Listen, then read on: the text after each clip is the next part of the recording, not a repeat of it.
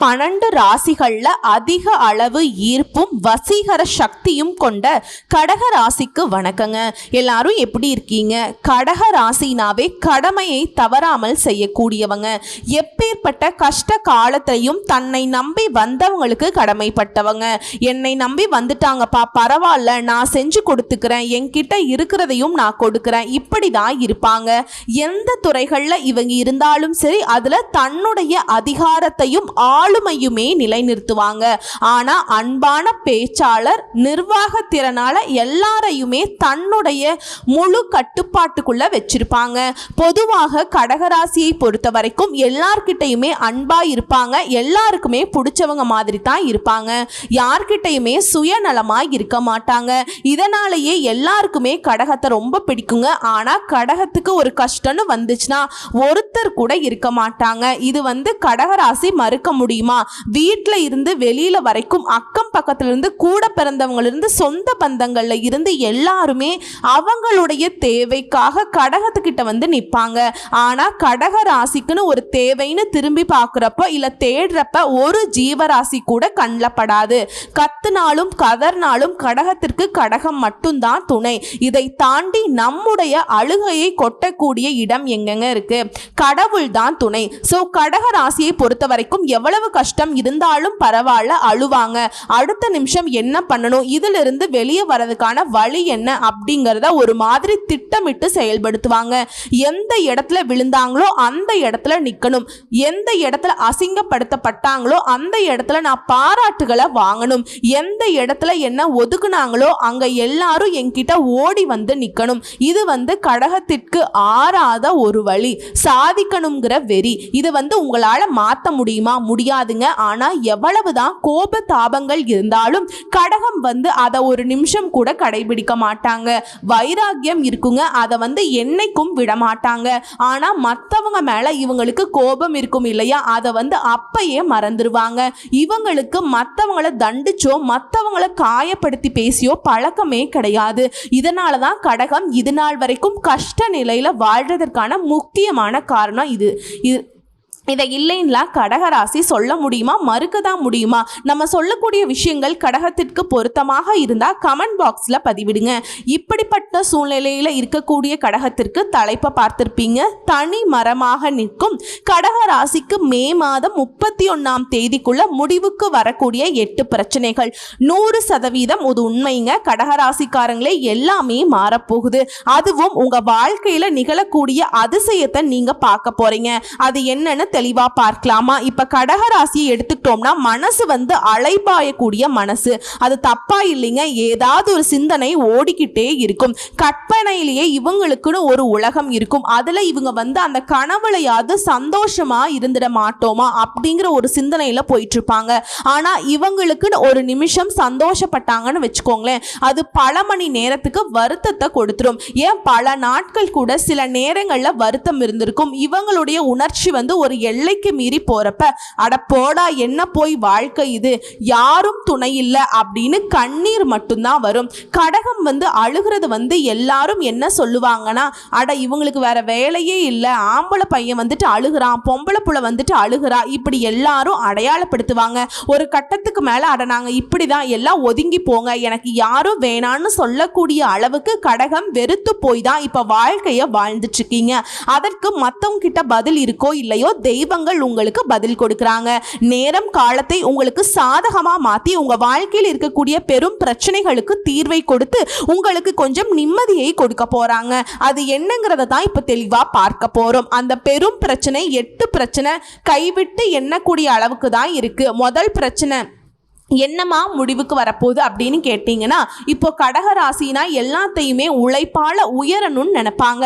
மற்றவங்க சொல்லுவாங்க யாராவது உதவி செஞ்சா நம்ம மேலே வந்துடுவோம், இந்த வாய்ப்பு மட்டும் கிடைச்சா போதும், வாய்ப்பை உருவாக்கி அதன் மூலம் சாதிக்கணுங்கிற துடிப்போடு வேலை பார்க்கறது தாங்க கடகம். முதல் பிரச்சனை முடிவுக்கு என்ன வரப்போகுதுன்னா, சூழ்நிலைகள் உங்களுக்கு சாதகமாக மாறப்போகுது. முன்னாடி சொன்னது தான், என்ன பண்ணாலும் சரி எதுவுமே நல்லதா நடக்க மாட்டேங்குது, எதுவுமே கை கூடி வர மாட்டேங்குது, எது செய்யறதுக்கும் வாய்ப்புகள் அமைய மாட்டேங்குது. இப்படி புலம்பல்ல இருந்த கடகத்திற்கு வாய்ப்புகள் சாதகமான சூழ்நிலையை உருவாக்குது.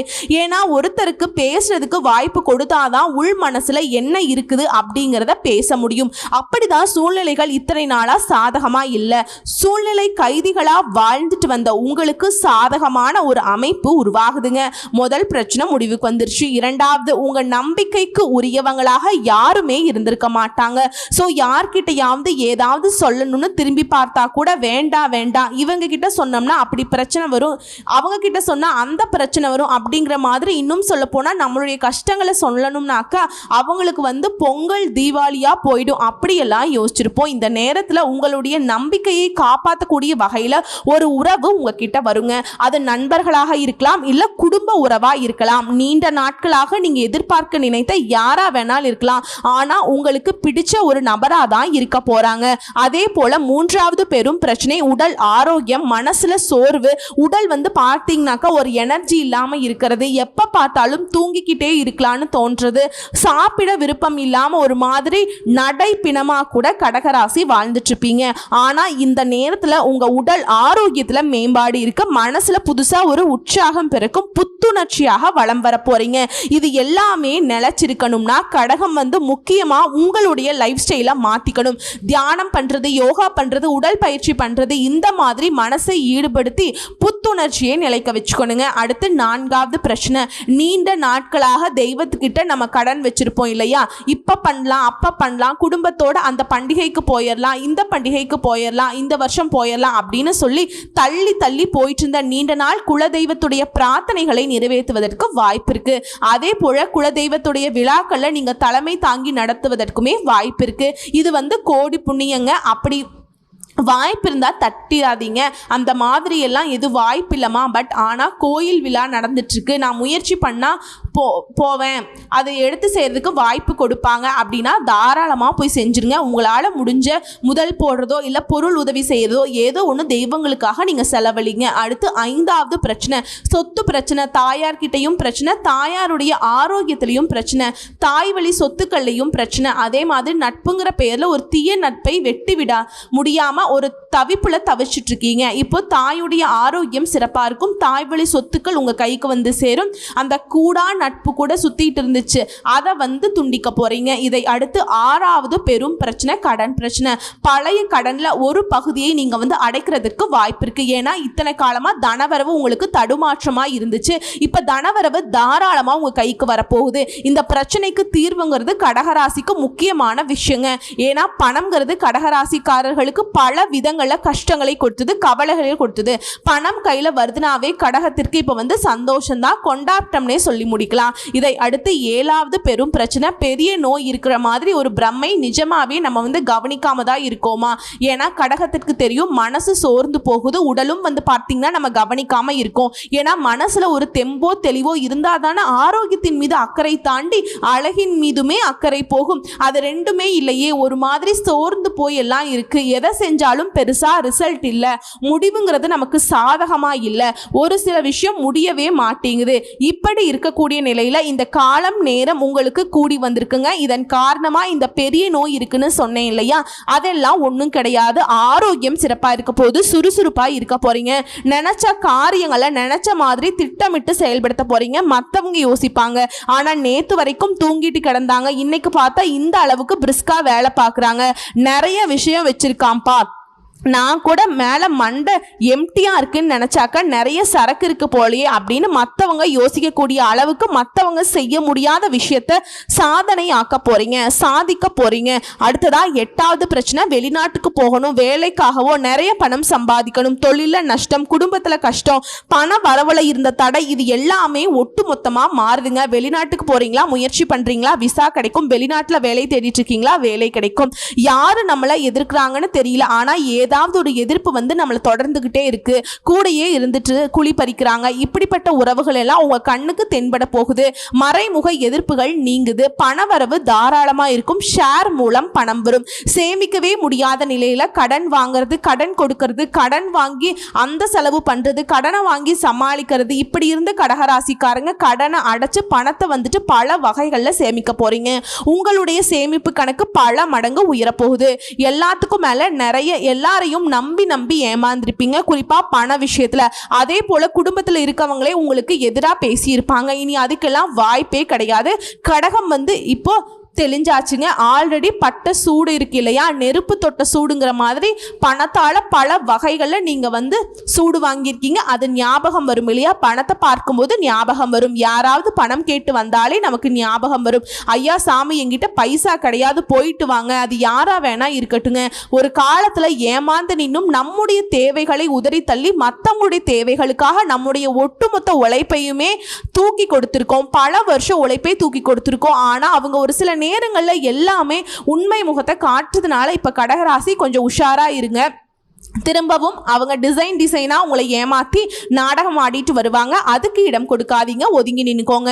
முடிஞ்சது சரிங்களா? ஸோ இதெல்லாம் நான் குறிப்பிட்டு இப்போ உங்களுக்கு மாற்றம் தரக்கூடிய 8 பிரச்சனையை சொல்லியிருக்கேன். இப்போ இன்னும் ஒரு சில விஷயங்களை தெளிவாக பார்க்கலாம். எல்லாத்துக்கும் மேலே இந்த 8 பிரச்சனை எப்படிமா இப்போ திடீர்னு எனக்கு சரியாகுதுன்னு சொல்கிறேன் அப்படின்னு கேட்டிங்கன்னா, மிதுன ராசியில் உருவாகக்கூடிய திரு கிரக யோகத்தினால தான் உங்களுடைய வாழ்க்கையில் மாற்றம் வருது. நேர்மறையான மாற்றங்கள், அற்புதமான வாய்ப்புகள் வாழ்க்கையில இனி கிடைக்க போகுதுங்க. திருகிரக யோகம்ங்கிறது அதிர்ஷ்டத்துடைய வெற்றியை, சக்திய சமுதாயத்தில் அந்தஸ்தை கொடுக்க போதுங்க. சுமார் 30 ஆண்டுகளுக்கு முன்னாடி தாங்க இந்த மிதுன ராசியில் இந்த மாதிரி 3 கிரகங்களுடைய சேர்க்கை இருந்துச்சு. இதனால இந்த யோக பலன் கொடுத்தது. ஸோ அதுக்கப்புறம் வந்து இந்த 30 வருஷத்துக்கு பின்னாடி தான் திரும்பவும் இந்த யோகம் உருவாகி இருக்கு. அதாவது புதன் பகவானுடைய வீடான மிதுன ராசியில் இந்த காரணமாக தான் சாதகமான பலன்கள் கடகராசிக்கு அமைஞ்சிருக்கு. குறிப்பா அந்த 8 பிரச்சனையுமே ஒரு முடிவுக்கு வந்திருக்கு. இந்த 3 கிரகங்கள் யாரு, மிதுன ராசியில் எப்படி இணைகிறாங்க அப்படின்னு பார்த்தீங்கன்னா, நவ கிரகங்களுடைய தலைவன் ராஜான்னு சொல்லக்கூடிய சூரிய பகவான், புத்திக்கு அதிபதியான புதன் பகவான், நல்லது மட்டுமே செய்ய தெரிந்த குருவுக்கெல்லாம் குருவான குரு பகவான். இந்த 3 கிரகங்களுடைய சேர்க்கை தான் உங்களுக்கு நன்மையை கொடுக்குதுங்க. மரியாதை அதிகரிக்கிறாங்க, பணமழைய பொழிகிறாங்க, திருமண வாழ்க்கையை அற்புதமா மாத்தி வைக்கிறாங்க. திருமணமே ஆகலன்னு சொல்றவங்களுக்கு உங்க மனசுக்கு பிடிச்ச மாதிரி வரனையுமே தேடி கொடுக்குறாங்க. அதே போல தொழில முதலீடு பண்றீங்களா, பெரும் லாபம் கிடைக்கும். வாழ்க்கைக்கு மகிழ்ச்சியான பாதைகள் திறக்கும். குடும்பத்தில் இருந்த சச்சரவுகளுக்கும் சண்டைகளுக்கும் முடிவு கிடைக்குங்க. எல்லாத்துக்கும் மேல அதிர்ஷ்டத்துடைய முழு ஆதரவு கிடைக்க போகுது. புனிதமான நிகழ்ச்சிகளை பங்கேற்க போறீங்க. வீட்லயுமே அடுத்தடுத்த சுப நிகழ்ச்சிகள் நடக்க போகுது. வாழ்க்கையில புதிய வாய்ப்புகள் கிடைக்கக்கூடும். அதே ஒரு உத்தியோக பணிகள்ல இருக்கீங்க, தனியார் துறையோ அரசாங்கத்துறையோ இல்ல கை கட்டி கூலி வேலை செய்தாலும் சரி, சிறப்பான உயர்வை பார்க்க போறீங்க. நீங்க எதிர்பார்த்த விஷயங்கள் எல்லாமே நடக்கும். அதே மாதிரி வசதி வாய்ப்புகள் பெருகுது.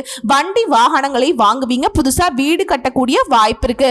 நிறைய நில பலன்கள் வாங்குறதுக்கு வாய்ப்பு இருக்கு. சொத்து சேர்க்கைக்கு வாய்ப்பு இருக்கு. வணிகத்துல வளர்ச்சிக்கான வழிகள் திறக்கப்படும். இதை அடுத்து பதவி மற்றும் கௌரவங்கள் எல்லாமே உங்களுக்கு அதிகமா தேடி வரும். மரியாதை அதிகரிக்கக்கூடும். அது பல வழிகளில் இருந்து உங்களுக்கு லாபம் கிடைக்குங்க. குறிப்பா ரியல் எஸ்டேட், சொத்து மற்றும் நிலம் தொடர்பான தொழில் செய்யறவங்களுக்கு பெரும் லாபத்தை பார்க்க போறீங்க. பெற்றோர் உடனான உறவுங்கிறது மேம்பட்டு நிக்குதுங்க. ஒட்டுமொத்தமா சொல்லணும்னா கடகராசிக்கு பொற்காலம்னே சொல்லலாம். தொழில பெரிய அளவுக்கு வளர்ச்சி அடைய போறீங்க. குடும்பத்துல உங்க பேச்சுக்கு மதிப்பு மரியாதை அதிகமாகும்.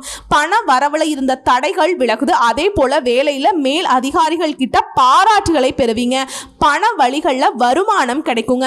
பணியிட சூழல் மிகவும் திருப்திகரமா இருக்கும். வெளிநாட்டில் இருந்த கஸ்டமர்ஸ் உங்களுக்கு தொடர்புக்கு வருவாங்க. இந்த காலம் உங்களுக்கு சாதகமா இருக்கிறதுனால எங்கேயாவது இருந்து ஒரு வகையில உங்களுக்கு பணம் வரும். அரசு வேலை கிடைக்கும். அரசாங்க சம்பந்தப்பட்ட ஒப்பந்தங்கள் கிடைக்கும். தொழில வேலையில உங்க திறமையை வெளிப்படுத்துவதற்கான வாய்ப்புகள் அமையும். உங்களுக்கான அங்கீகாரம் கிடைக்குங்க. எதிர்பார்த்த வெற்றியை பெறுவதற்கான வாய்ப்புகள் கிடைச்சிருக்கு. குறிப்பா சில காலமாக கடகராசி வந்து பகல்ல தூங்குறது, சதா நேரமும் படுக்கதான் சொர்க்கம்ங்கிற மாதிரி இருந்திருப்பீங்க. ஆனா இனி அதுக்கு அப்படியே நேர்மாறா சோம்பேறித்தனத்தை எல்லாம் தூர வச்சுட்டு சுறுசுறுப்பா செயல்பட போறீங்க. பகல் நேரத்துல தூங்காம இருக்க போறீங்க. வேலையை மட்டுமே கண்ணும் கருத்துமா செய்து வாழ்க்கையில ஜெயிச்சு காட்ட போறீங்க. பொருளாதார நிலையில நல்ல உயர்வை பார்க்க போறீங்க. எதிர்பார்த்த பணம் கைக்கு வரும். பாராத பணமே உங்க கைக்கு வந்து சேர போகுது. குடும்பத்துல ஒற்றுமை பலப்பட போகுது. கணவன் மனைவி உறவு சிறப்பா இருக்க இருக்க போகுது. இந்த மாற்றம் எல்லாமே நிலைச்சிருக்கணும்னு நினைச்சீங்கன்னா தினமுமே அருகில் இருக்கக்கூடிய ஏதாவது ஒரு அம்மன் ஆலயத்துக்கு போயிட்டு வழிபாடு செய்துட்டு அன்றாட வேலைகளை தொடங்க எல்லாமே உங்களுக்கு சாதகமா மாறும். அது என்னமா குறிப்பா அம்மனை வழிபாடு செய்ய சொல்றேன் அப்படின்னு கேட்டிங்கன்னா, இப்போ நம்ம வீட்டு வெளியே போகிறேன்னு வச்சுக்கோங்களேன், அம்மா கிட்ட சொல்லிட்டு போனால் நமக்கு எந்த அளவுக்கு ஒரு பலமோ இல்லை ஏதாவது ஒரு கஷ்ட காலமாக இருந்தாலும் சரி அம்மா வந்து சமாளிச்சுப்பாங்க, நம்முடைய நல்லது கெட்டதை அவங்க பார்த்துப்பாங்க இல்லையா. அதே மாதிரி தான் கடகத்துடைய கஷ்டங்களையும் நஷ்டங்களையும் அந்த அம்மன் பார்த்துப்பாங்க. ஸோ இப்போ வரைக்கும் பார்த்தது இந்த திரு கிரக யோகத்தினால தான் கடகராசிக்காரர்களுக்கு ஒரு மாற்றம் வருது. திடீர்னு ஒரு மேஜிக் மாதிரி வாழ்க்கையில் சில வாய்ப்புகள் தேடி வரும். திடீர்னு இந்த பிரச்சனையை என்னுடைய வாழ்க்கையை முடிச்சிருச்சுன்னு சொல்லியிருப்போம். ஒரு இருந்த இடம் தெரியாமல் போகுங்க. இனிமேல் அப்படியெல்லாம் நீங்க பயந்துட்டு இருக்கக்கூடிய விஷயங்கள் எல்லாமே உங்களுக்கு பலன் கொடுக்கக்கூடிய அளவுக்கு சாதகமாக முடிஞ்சு வரும். இப்போ இந்த பிரச்சனை முடியறது எப்படி தான் லிஸ்ட் போட்டு சொன்னோம், அதே மாதிரி இந்த திரிகிரக யோகத்தினால உங்களுக்கு நடக்கக்கூடிய நல்ல விஷயங்களுமே நான் வந்து லிஸ்ட் போட்ட மாதிரி சொல்கிறேன். முதல்ல நீண்ட காலமாக நீங்கள் ஆசைப்பட்ட காரியங்கள் நிறைவேறும், மனசுக்கு நிம்மதி கிடைக்கும், மகிழ்ச்சி அதிகமாகும். அதே போல் தொழில மற்றும் பண வருமானத்தில் பெரும் வளர்ச்சியை பார்க்க போறீங்க. சமுதாயத்தில் மதிப்பு மரியாதை உயரப்போகுது. புதிய முதலீடுகளில் வெற்றிகரமான லாபத்தை பார்க்க போறீங்க. திரும்ப திரும்ப சொல்கிற விஷயம் என்னன்னாக்கா, நிதி நிலையில நல்ல உயர்வு, தொழில் வணிகத்தில் வெற்றி கொடியை நாட்ட போறீங்க, அதிக லாபத்தை பார்க்க போறீங்க. உடல் ஆரோக்கியம் சிறப்பாக இருக்க போகுது. பொறுப்பு மற்றும் தலைமைத்துவம் உங்களுக்கு அதிகமாக கிடைக்கும். பணப்புழக்கம் அதிகமாகும். புதிய வேலை தேடிட்டு இருக்கீங்களா, அதற்கான வேலை வாய்ப்புகள் உங்களை தேடிட்டு வரும். பதவி உயரும் மற்றும் வளர்ச்சி பெறுங்க.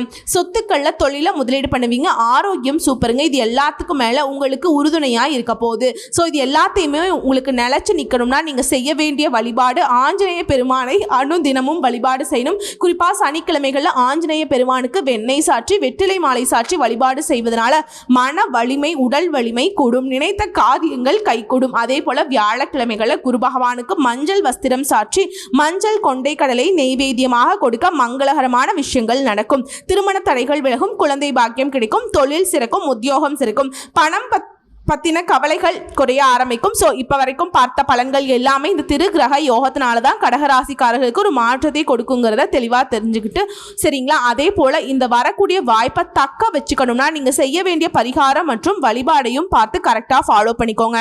எல்லாத்துக்கும் மேலே சொல்லணும்னா கடகத்திற்கு கடந்த கால கஷ்டங்கள் எல்லாமே கரைந்து போக போகுதுங்கிறது தான் இது நான் சொல்ல வரக்கூடிய பதிவுங்க. நல்லதே நடக்கும், நல்லது மட்டுமே நடக்கும். வாழ்த்துக்கள். நன்றி, வணக்கம்.